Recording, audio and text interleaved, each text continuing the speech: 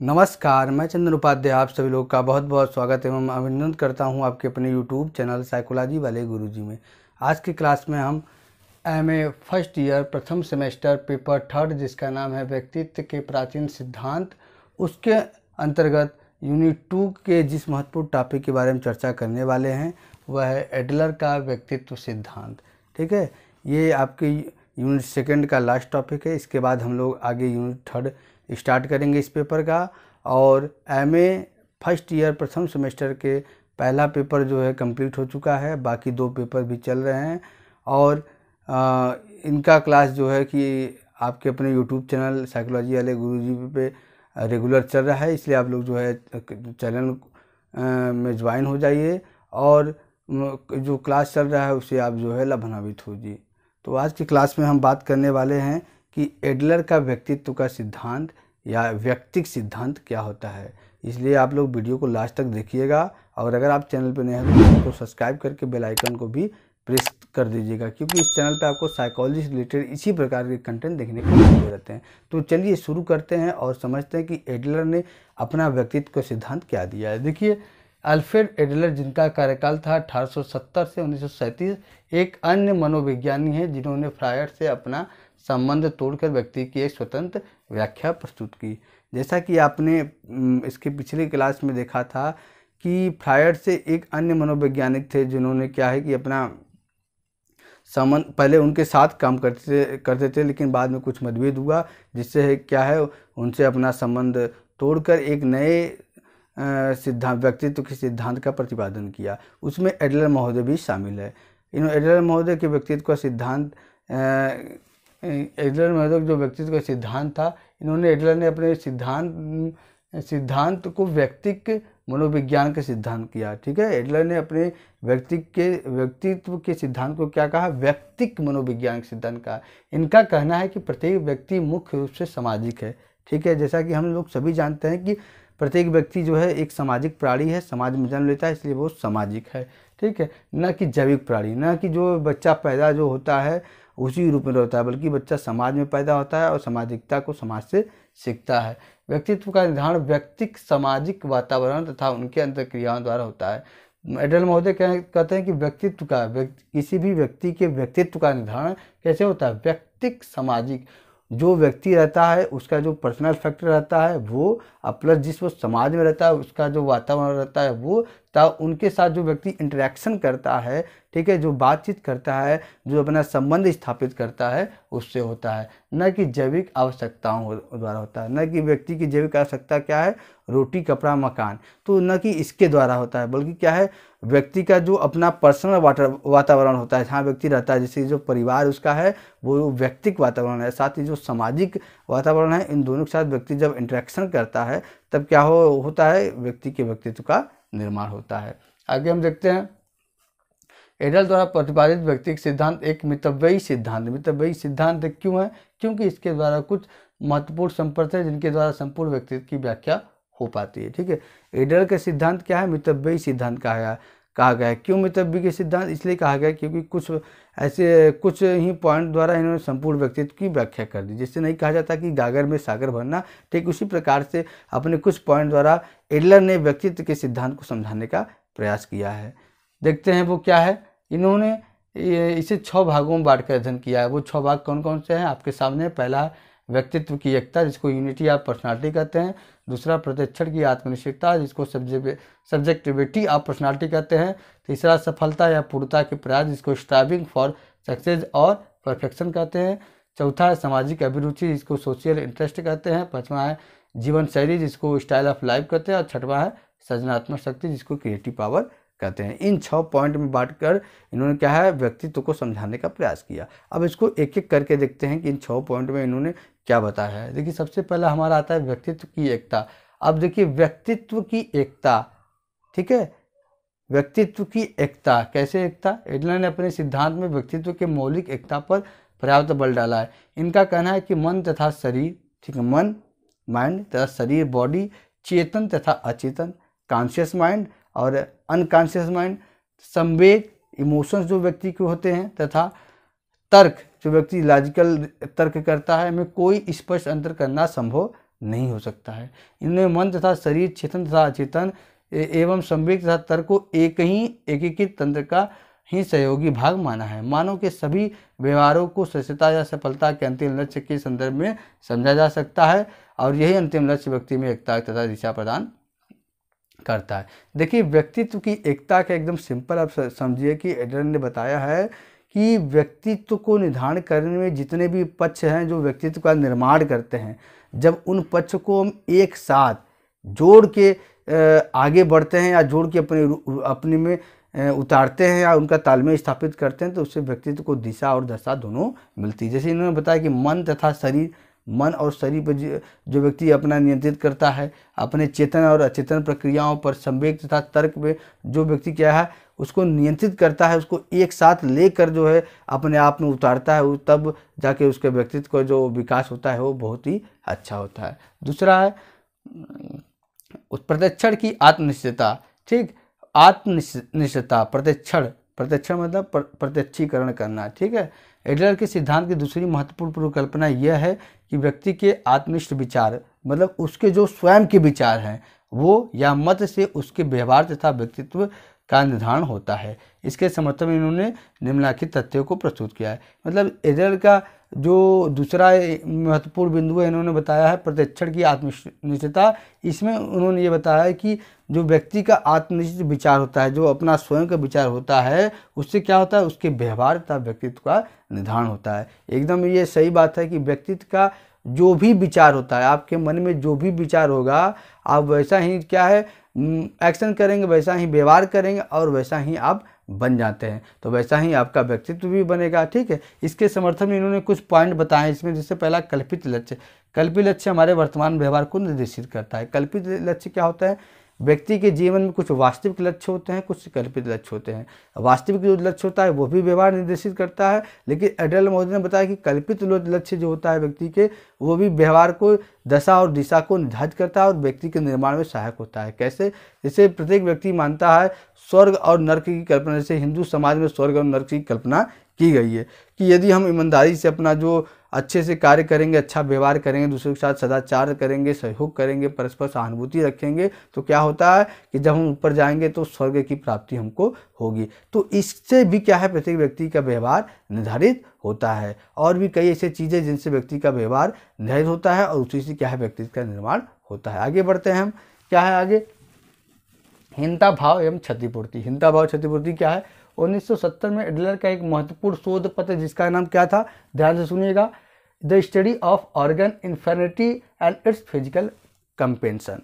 ठीक, ये इनके शोध पत्र का नाम था। इसमें उन्होंने क्या जिक्र किया, इसमें उन्होंने ये जिक्र किया कि जिन व्यक्ति में आंगिक हीनता मतलब अंग में कोई जो हीनता, जैसे दृष्टि में दोष हो गया, सुनने और बोलने का दोष हो गया, और चलने में दोष हो गया, पैर से दिव्यांग है इत्यादि हो गया, तो उससे क्या होता है, वे अन्य, तो इसके लिए वे अन्य क्षेत्रों में सहजता स्थापित करके इस कमी की क्षतिपूर्ति करने की कोशिश करते हैं।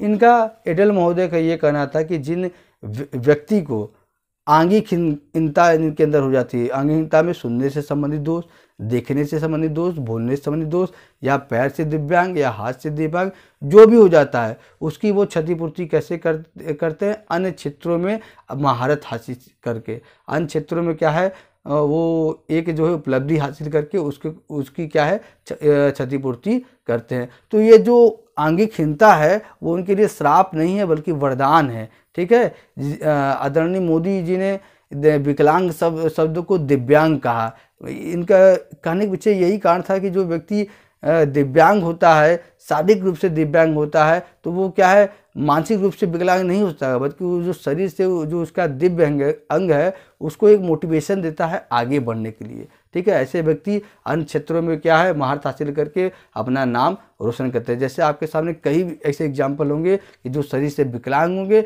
लेकिन फिर भी जो है कि नए नए कीर्तिमान रच रहे हैं। जैसे एक वैज्ञानिक थे जिनका निधन हुआ था, जो उनका पूरा शरीर लकवाग्रस्त था, केवल बस माइंड काम करता था, लेकिन माइंड से इन्होंने ऐसी ऐसी थ्योरी दी जिससे क्या है इन्होंने ये सिद्ध किया कि अगर शारीरिक रूप से विकलांग हैं तो फिर भी हम करें वो भी चीज़ पा सकते हैं जो हम नहीं पा सकते हैं।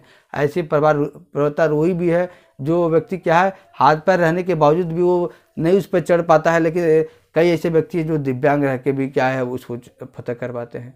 कई ऐसे व्यक्ति हैं जो हाथ पैर रहते भी हुए भी वो चल नहीं पाते, अच्छे से दौड़ नहीं पाते, धावक नहीं बन पाते, लेकिन कई ऐसे व्यक्ति जो कृत्रिम पैर के सहारे दौड़ते हैं और ऐसे दौड़ते हैं कि नए नए कीर्तिमान, नए नए बुलंदियों को छूते हैं। ठीक है, अगला है जन्म क्रम। अब जन्म क्रम से यानी कि बर्थ आदर से कैसे व्यक्तित्व के किसी भी व्यक्ति के व्यक्तित्व का निर्धारण होता है, इसको हम ऐसे समझते हैं कि एडलर महोदय ने क्या कहा है कि बच्चों के जन्म क्रम में पड़ने वाले प्रभाव को वर्णन किया है। इन्होंने 4 प्रकार के जन्म क्रम का अध्ययन किया है, प्रथम, द्वितीय, अंतिम तथा अकेला। जो प्रथम वाला बच्चा जब पैदा होता है, माता पिता को मान लीजिए पहला बच्चा पैदा हो रहा है, तो क्या है माता पिता का विशेष सहानुभूति और क्या है उनका ध्यान अपनी ओर आकृष्ट करता है। लेकिन जैसे ही माता पिता को दूसरी संतान उत्पत्ति हो जाती है, वो क्या है प्रथम बच्चे के अंदर हीनता की भावना आ जाती है, क्योंकि इस ऊपर ध्यान नहीं दिया जाता। और ऐसे ही बच्चे क्या है आगे चल के अपराधी होते हैं, मानसिक रूप से विकृत होते हैं, इत्यादि प्रकार के प्रवृत्ति के व्यक्तित्व वाले व्यक्ति होते हैं। और जो द्वितीय प्रवृत्ति वाले व्यक्ति होते हैं, उनका जो जीवन होता है बैलेंस होता है, क्योंकि वो प्यार दुलार माता पिता से अधिक पाते हैं, और साथ ही साथ जो है वो बहुत ही ज़्यादा उनका जीवन सुखमय होता है। वो परिस्थितियों के साथ अपने आप को समायोजित कर लेते हैं, अपने आप को ढाल लेते हैं। ठीक, तो इत्यादि प्रवृत्ति के व्यक्ति हो। जो एडलर मनोवैज्ञानिक थे वो स्वयं ही दूसरे जन्मक्रम वाले व्यक्ति थे। अब अंतिम तथा अकेला, और जो अंतिम प्रवृत्ति वाला व्यक्ति होगा वो भी क्या है बहिर्मुखी प्रवृत्ति वाला व्यक्ति होगा, वो भी माता पिता के ध्यान को आकृष्ट करेगा।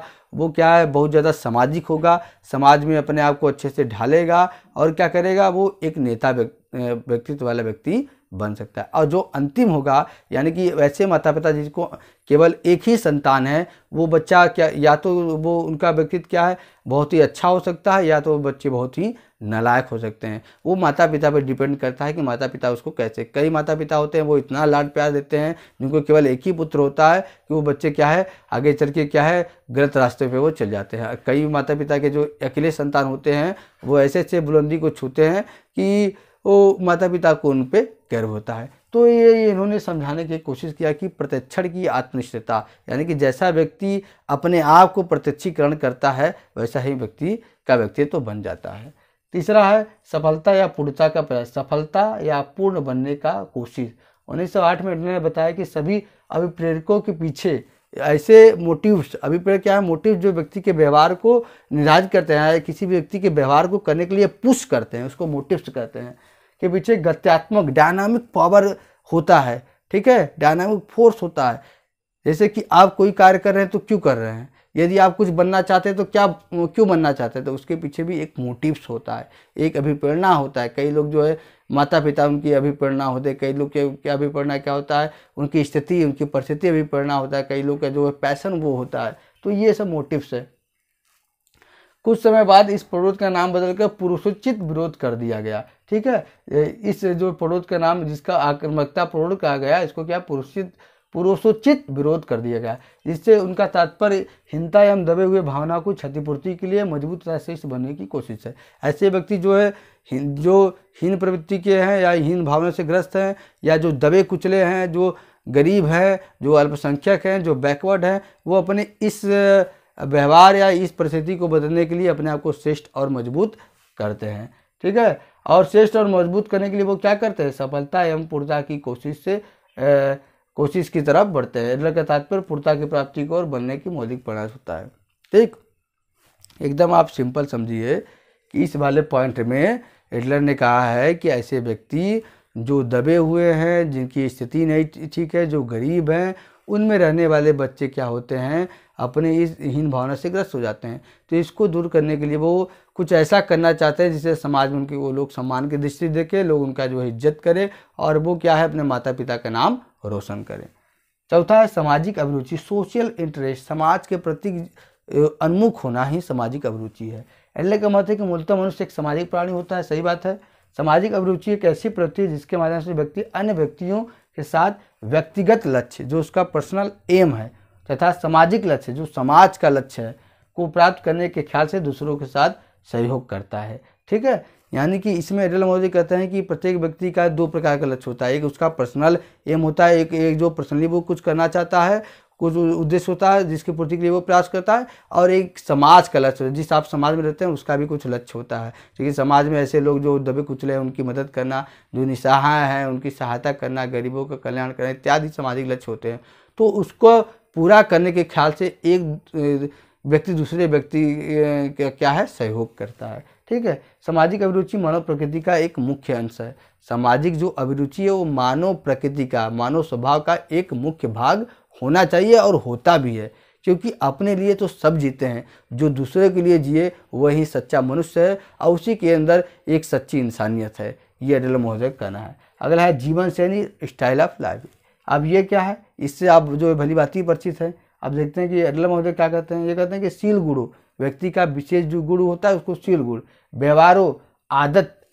कोई काम आप करते रहिएगा तो वो एक समय ऐसा आएगा कि वो क्या है, आपका आदत बन जाएगा। कि ऐसे अपूर्व पैटर्न से, एक सीक्वेंस से होता है जिसे एक साथ मिला देने पर एक ऐसे पैटर्न का पता चलता है जिसका उपयोग करके व्यक्ति अपने जीवन लक्ष्य पर पहुंचने की कोशिश करता है। यानी कि जो जीवन शैली है, स्टाइल ऑफ लाइफ है, प्रत्येक व्यक्ति अपने जीवन शैली को क्या है, उच्च रखना चाहता है। वो चाहता है कि तमाम भौतिक सुविधा हमारे पास रहे जिससे हमारा व्यक्तित्व भी अच्छा माना जाएगा। तो ये व्यक्तित्व क्या केवल बाहरी पक्षों का मिश्रण नहीं है, ये जो है व्यक्ति के अंदर जो आंतरिक पक्ष है, जैसे शील गुण है, उसका व्यवहार है, उसका आदत है, जब इन सबको मिलाकर व्यक्ति करे, एक साथ अपने में उतारता है तो उसका व्यक्ति जो विकास होता है वो काफ़ी यूनिक होता है, काफ़ी अपूर्व होता है। ठीक है, और जो उसका जीवन का लक्ष्य होता है उसको पूर्ति करने में भी वो उसकी मदद करता है। अगला है सृजनात्मकता शक्ति, क्रिएटिव पावर। एडलर का एक महत्वपूर्ण परिकल्पना यह है कि व्यक्ति का जीवन शैली व्यक्ति के सृजनात्मक शक्ति द्वारा विकसित होता है। एडलर का तात्पर्य सृजनात्मक शक्ति से इस बात से होता है कि प्रत्येक व्यक्ति में अपने व्यक्तित्व को एक खास ढंग से विकसित करने की पूर्ण स्वतंत्रता होती है। सृजनात्मक शक्ति यानी कि क्रिएटिव पावर, कुछ नया करने की शक्ति, कुछ नया रचने की शक्ति। ठीक है, जैसे ब्रह्मा जी क्या है, वो इंसानों का सृजन करते हैं, निर्माण करते हैं, तो इसलिए उनको क्या सृजनकर्ता कहा गया। ठीक उसी प्रकार से अगर जो व्यक्ति है उसके अंदर जो है क्रिएटिव पावर है तो क्या है, उसके सहायता से क्या है वो अपने जीवन शैली को, अपने लाइफ स्टैंडर्ड को काफ़ी बेहतर, काफ़ी उम्दा कर सकता है। जैसे जो वैज्ञानिक हुए हैं वो बचपन में ही आप देखेंगे तो उनके अंदर बहुत ज़्यादा क्रिएटिविटी पाई जाती थी, जिसके कारण वो क्या है चीज़ों को तोड़ते थे, जोड़ते थे, फिर रिसर्च करते थे और करते करते क्या है वो उन्होंने एक नया आविष्कार कर दिया जिससे क्या है पूरी दुनिया लाभान्वित हो रही है। आज जो हम आप पढ़ रहे हैं, बल्ब का निर्माण हो या किसी भी चीज़ का, हर एक गैजेट का निर्माण हो, मोबाइल फ़ोन से आपको हम पढ़ा रहे हैं उसका निर्माण हो, तो सब क्या है एक क्रिएटिव पावर की ही देन है। और क्रिएटिव पावर की मदद के से एक व्यक्ति क्या है अपने आप को बेहतर से बेहतर बना सकता है। जैसे अभी का एग्जांपल देता हूँ। एक जो है बिहार से एक गरीब परिवार का जो है लड़का था जिसका नाम अमरजीत था। वो उसके अंदर एक ऐसी शक्ति थी, एक ऐसे सृजनशील शक्ति थी कि वो बहुत अच्छा उम्दा गाता था, जिसका वीडियो वायरल हो गया और आज उसी के दिन पे क्या है वो पूरे दुनिया में या पूरे देश में नाम और शोहरत हासिल कर रहा है और अपने लाइफ स्टाइल को भी बेहतर अब उसका हो जाएगा। ठीक है, तो ये सृजनात्मक शक्ति हुई। तो आज की क्लास में हमने डिटेल में बात किया कि एडलर का व्यक्तित्व सिद्धांत क्या है। ये टॉपिक आपके MA फर्स्ट ईयर प्रथम सेमेस्टर पेपर 3, ठीक, उसका यूनिट 2 का ये लास्ट टॉपिक था। इसके बाद हम लोग यूनिट 3 स्टार्ट करने वाले हैं। ठीक है, और MA फर्स्ट ईयर प्रथम सेमेस्टर पेपर 1 जिसका नाम है परसेप्शन अटेंशन मेमोरी, उसका संपूर्ण क्लास आपके अपने यूट्यूब चैनल साइकोलॉजी वाले गुरुजी पर हो गया है। अगर आपने उसे अभी तक नहीं देखा है तो आप जाके चैनल विजिट करिए और प्ले लिस्ट सबका बना हुआ है, एक बार उसको आप चेक करके उससे लाभान्वित होइए। और बात करें अगर 2nd पेपर 4th पेपर तो उसकी भी क्लासेज प्रॉपर रेगुलर रूप से आपके अपने यूट्यूब चैनल साइकोलॉजी वाले गुरुजी पे चल रही है। आप एक बार चैनल पे विजिट करके सभी प्लेलिस्ट को चेक करिए और जो आपके ज़रूरत के हिसाब से है उसे आप जो है पढ़ के लाभान्वित हो जाइए। और कहीं भी आपको साइकोलॉजी में किसी भी टॉपिक पे, किसी भी ब्रांच के किसी भी टॉपिक पे अगर आपको संशय हो, अगर वो आपको नहीं समझ में आ रहा है तो आप तुरंत कमेंट करिए, वीडियो के कमेंट बॉक्स में आप कमेंट करिए, मैं उस पर वीडियो बनाऊँगा और आपको अच्छे से समझाने का प्रयास करूँगा। तो आज की क्लास में इतना ही, मिलते हैं हम अपने अगले क्लास में, तब तक के लिए आपका बहुत बहुत धन्यवाद।